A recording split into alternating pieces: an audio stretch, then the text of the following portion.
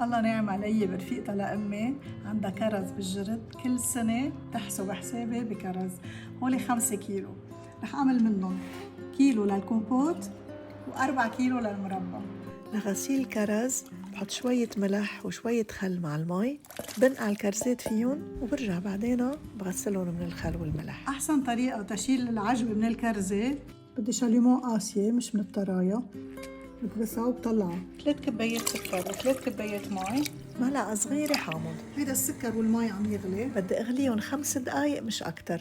بحطهم على نار هادية وبشيل القشوة. هيدا عرق العطر، بحطه فيهم وبطفي تحتهم. بدي غطا يكون كتير منيح ويكون جديد، وهيك بيكون صار عنا كومبوت الكرز بضاين عنا لمدة سنة كاملة. وما ننسى شو؟ نفس بالطبخ. I love you all. Bye.